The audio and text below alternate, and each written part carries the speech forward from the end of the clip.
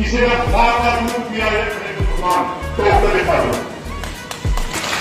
आसमान एक है, जो पानी हम पीते वो पानी एक है, हवा एक है, ये सूरज एक है, ये चांद एक है, रात एक होती है, दिन एक होता है, तो फिर अलग अलग कैसे है? धर्म के ठेकेदारों, आंख मिला के देखो, उनसे जिनके बच्चे मरे हैं उनकी माँ के पास जाके देखो। जब गुलिस्तां कोखों की जरूरत पड़ी सबसे पहले हमारी ही गर्दन कटी, फिर भी कहते हैं अब हमसे अहले वतन, ये वतन है हमारा तुम्हारा नहीं। हिंदू मुस्लिम सिख ईसाई आपस में सब भाई भाई, हिंदू मुस्लिम सिख ईसाई आपस में सब भाई भाई। हमारा हरियाणा जलाने खातर नहीं है, हम अपने हरियाणा को जलने नहीं देंगे। हम आह भी करते हैं तो हो जाते हैं बदनाम, वो कत्ल भी करते हैं तो चर्चा नहीं होता। हमने टिकरी बॉर्डर पर बार-बार टारगेट करे, हमने भी चित्र परेड करी थी इनका हिंदू परिषद वाले का, जब डटे थे ये मामले में टारगेट करे थे, बाकी इनका गला बड़ी बढ़िया। पंचायत में प्रस्ताव पास करते हैं कि हम किसी भी धार्मिक व जातीय दंगे में हिस्सा नहीं लेंगे। क्या आप इस बात से सहमत है? जब इंसान ही नहीं बचेगा तो धर्म कहां से बच जाएगा?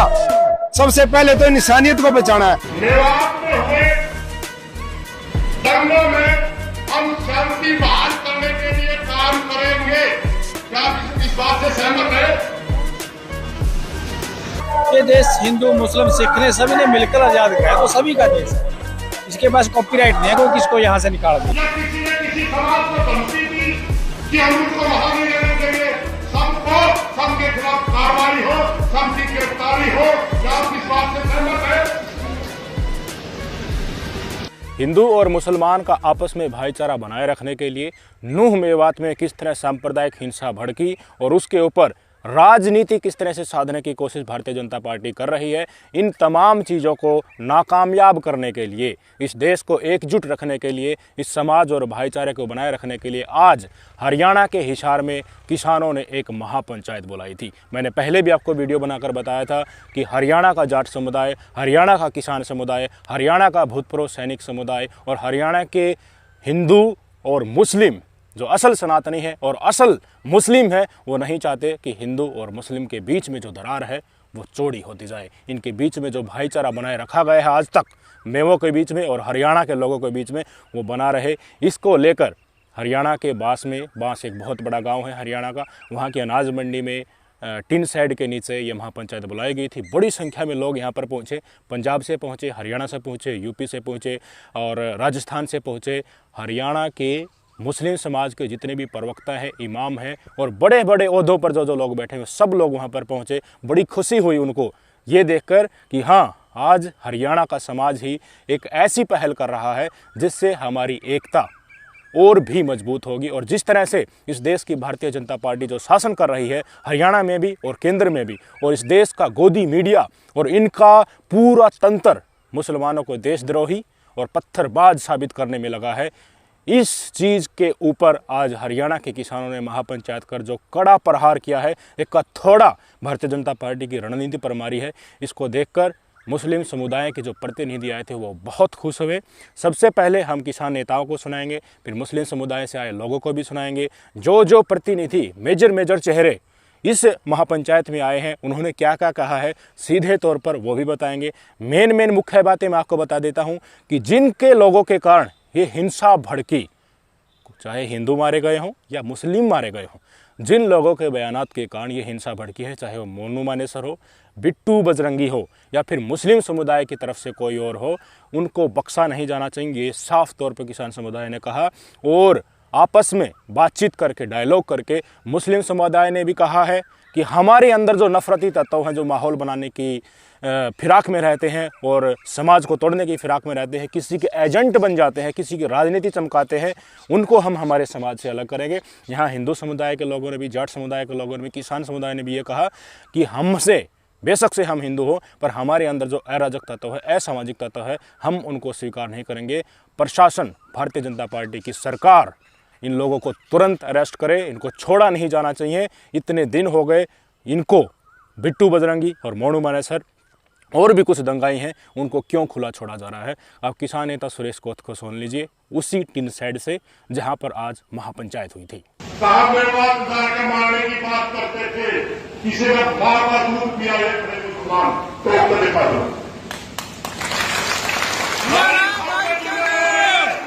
पंचायत में प्रस्ताव पास करते हैं कि हम किसी भी धार्मिक व जातीय दंगे में हिंसा नहीं लेंगे। क्या आप इस बात से सहमत हैं? इस देश में दंगे नहीं होने देंगे, सारे मिलकर आएंगे।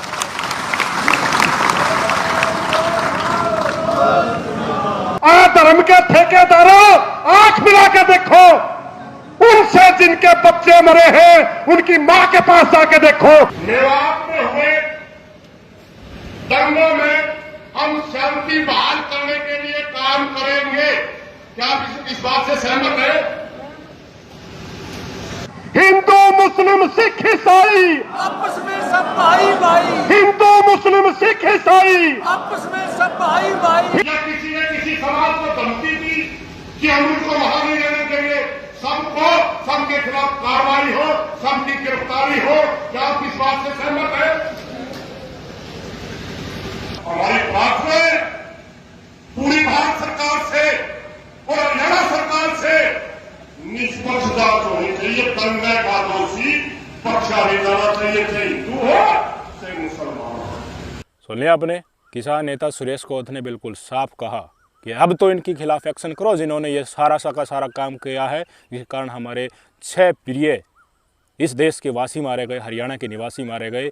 उनके जिन्होंने ये दंगा भड़काया उनके खिलाफ सख्त से सख्त सजा करो। और आगे जो इस चीज़ को भड़काने की कोशिश करेगा, नफरत को बीज बोने की कोशिश करेगा, दंगा भड़काएगा, उसके लिए हम और भी सख्त से सख्त प्लानिंग करेंगे और भी कड़े से कड़े फैसले लेंगे। जिस तरह से मैं आपको बताना चाहूँगा, गुड़गांव में महापंचायत हो रही है, वहाँ पर उस महापंचायत में कौन मौजूद रहता है? विश्व हिंदू परिषद वाले, आरएसएस वाले, बजरंग दल वाले भारी संख्या में मौजूद रहते हैं।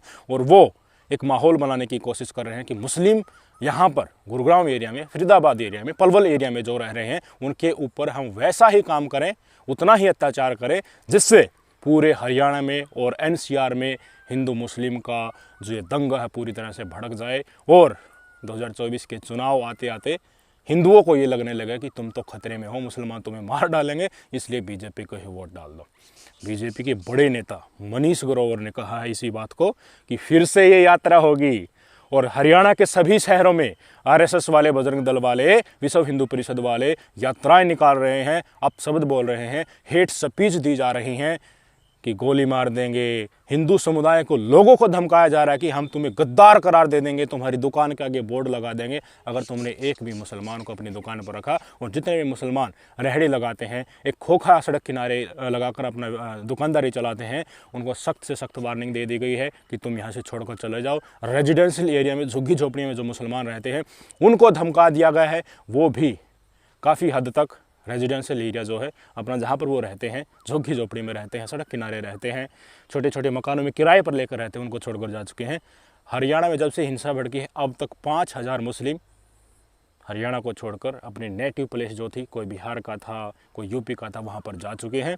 आप मनीष ग्रोवर जो बीजेपी की नेता है, उन्होंने कहा है कि ब्रजमंडल यात्रा फिर से निकलेगी और आरएसएस वाले, विश्व हिंदू परिषद वाले, बजरंग दल वाले पूरे हरियाणा के शहरों में तांडव कर रहे हैं कि जाग जाओ हिंदुओं, जातिवाद को छोड़ दो कुछ दिन के लिए और एक हिंदू की छतरी के नीचे आकर मुसलमानों से लड़ाई करो ताकि हमारी कुर्सी बच जाए। और अभी बीजेपी के नेताओं का ये बयान आना, समझ रहे हैं घालमेल, बीजेपी भी वही चाहती है, आरएसएस भी वही चाहते हैं, दोबारा ब्रजमंडल यात्रा निकले, दंगे फिर हों और हिंदुओं को भय लगे। बेशक से हिंदू मारे जाएँ या फिर मुसलमान मारे जाए, बीजेपी को कोई फ़र्क नहीं पड़ता, इन्हें अपनी राजनीति चाहिए। अब धीरे धीरे अगर ये सामने निकल कर आ रहे हैं तो तस्वीर बिल्कुल साफ है कि किसकी सह पर बजरंग दल वाले इस यात्रा में तांडव काट रहे थे। आप वीडियो देखिए। यहाँ जो शरारती तत्व बैठे हैं इस भारत में, इस प्रदेश में नहीं रहने देंगे, ये हमारी सरकार का निर्णय है। ये यात्रा दोबारा से फिर शुरू होगी, आपको नहीं लगता कि दोबारा से तनाव हो सकता? क्या हिंदू समाज घर बैठ जाए? यात्रा होगी फिर से 100%।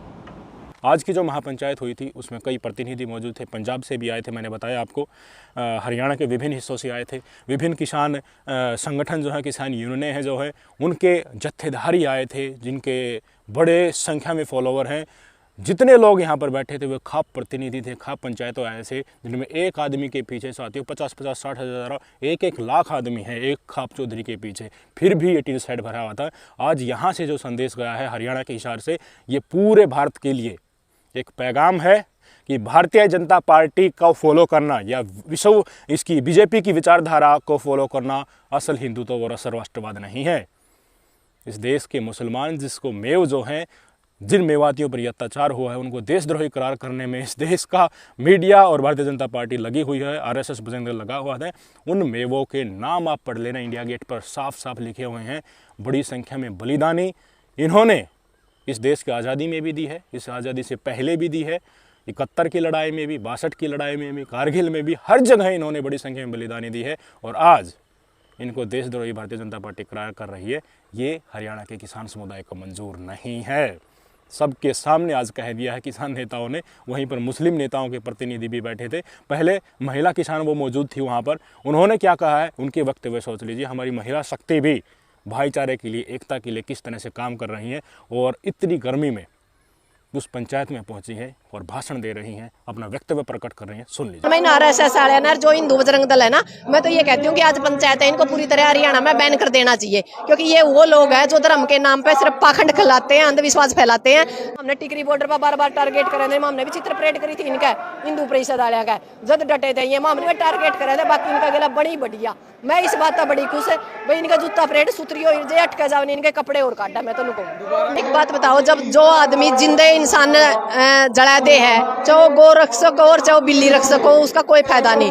हम इन गंदे लोगों के साथ नहीं है जो देश का अमन और चैन खराब करने के लिए तैयार फिर है। किसान सच के साथ खड़ा होगा, उन भाइयों के साथ खड़ा होगा जो मेवाती भाई दिन रात थोड़ा मारा गया बॉर्डर पर लड़े, उन गंदे लोगों के लिए नहीं खड़े हुआ जो धर्म का नाम पे हमारा नाश करने लग रहे हैं, हमारा सारा सिस्टम खराब कर दिया।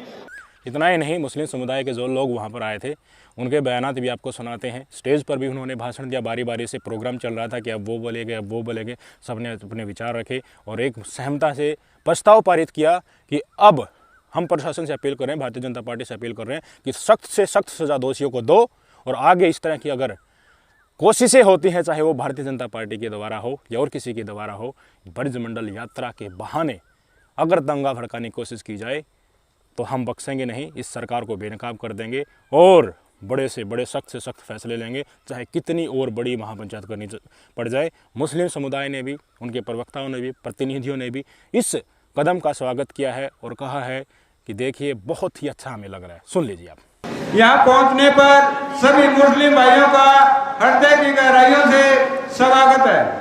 कि लड़ाई में से आज तक ना तो किसी को कुछ मिला है और ना कभी कुछ मिलेगा। उस बहन से पूछो जिसका भाई मारा गया, उस माँ से पूछो जिसका बेटा मारा गया, उस बेटे से पूछो जिसका बाप मारा गया। ये उन्हीं की जरूरियत है, ये उन्हीं की नाजायज औलाद है, ये काले अंग्रेज हैं जो मुल्क के ताने बाने को ख़त्म करना चाहते हैं। कि भाई आप हजरात जो है हौसले के साथ रहिए, ऐसा नहीं है, ये तो गिने चुने लोग हैं जो मुल्क के भाईचारे को ख़राब करना चाहते हैं। पूरा समाज तारीख यहाँ पे जो है ना वो हमारे साथ है। ये 10 गाड़ियाँ निकालते हैं पैसे लेकर और एक गाड़ी को पकड़ के दिखाते हैं हम गोरक्षक हैं, ये कोई गोरक्षक नहीं है। स्थिति आपको भी कमोबेश समझ में आ गई होगी, कौन क्या चाहता है और कौन क्या नहीं होने देना चाहता है। समाज चाहता है कि शांति बनी रहे, भाईचारे बने रहे। जाट समुदाय जो है, किसान समुदाय, वो हिंदुओं में भी है, मुसलमानों में भी है, दोनों एक साथ प्रेम से रहना चाहते हैं, पर कुछ ताकतें हैं जो नहीं रहने देना चाहती। संसद गूंज रहा है, सुप्रीम कोर्ट में बातें जा रही हैं, हाई कोर्ट में बातें जा रही हैं। हाई कोर्ट ने स्पष्ट कर दिया है कि इथनिक क्लींजिंग का प्रयास हरियाणा की बीजेपी सरकार के द्वारा किया जा रहा है, यानी कि एक पूरी नस्ल को ही ख़त्म करने का प्रयास भारतीय जनता पार्टी नूह में कर रही थी। इसके कारण उन्होंने डिमोलिशन जो वहाँ पर बुलडोजर चला था उसके ऊपर रोक लगा दी थी। सुप्रीम कोर्ट में भी बात पहुँच गई है कि मुस्लिमों के सामाजिक बायकॉट का ऐलान कुछ पंचायतों में, गुड़गांव की पंचायतों में हो रहा है, और जो हिंदू कामगार के तौर पर उन्हें लगाएंगे, मुसलमानों को अपनी दुकानों पर काम देंगे, उनका भी सामाजिक बायकॉट करने का ऐलान कुछ लोग एकजुट कर रहे हैं। उसकी ये सारी की सारी बातें सुप्रीम कोर्ट में पहुंच गई है। मुझे तो अचरज हुआ साथियों, आपकी स्क्रीन पर आप न्यूज़ देखिए, इस संगठन के लोग, जिस महापंचायत जो गुरुग्राम में हुई है, इसमें जो आरएसएस वाले इकट्ठा हुए, बीजेपी के कुछ लोग नेता बड़े इकट्ठे हुए, आरएसएस वाले इकट्ठा हुए, बजरंग दल वाले इकट्ठा हुए, गोरक्षा वाले इकट्ठा हुए, और पुलिस पर दबाव बना रहे हैं कि जो FIR जिन्होंने इमाम को गुड़गांव में मारा है उनके ऊपर जो FIR हुई है उन FIR को रद्द कर दो और उनको छोड़ दो। इस देश में कानून संविधान से चलता है या भारतीय जनता पार्टी के कुछ पाली हुई गैंग हैं उनके कहने से चलता है? ये तो स्पष्ट तौर पर चीजें सामने निकल कर आ रही हैं। ये तो संविधान को चलने ही नहीं देना चाहते। एक मर्डर का केस उनके ऊपर लगा है, FIR हुई है और आप कहते हैं कि उनके ऊपर FIR दर्ज कर दो। हो क्या रहा है इस देश में? सोचना होगा। आज हरियाणा की धरती से, हिसार की धरती से जो पैगाम किसानों ने दिया है, जगह जगह से इकट्ठा होकर मुस्लिमों के प्रतिनिधियों ने दिया है, उसको जन जन तक पहुंचाना होगा, भाईचारे को कामयाब करना होगा, बीजेपी की नफरती राजनीति को जमींदोज करना होगा, मानवता के साथ जीना सीखना होगा। 40 करोड़ जो अल्पसंख्यक इस देश में है उनका भी आदर करना होगा, उनकी भावनाएं भी संभालनी होगी। गरीब और अमीर ही नहीं, आज के दिन हर वर्ग इस नफरत से दुखी है। हमें आगे बढ़ना होगा, घर से निकलना होगा। नमस्कार।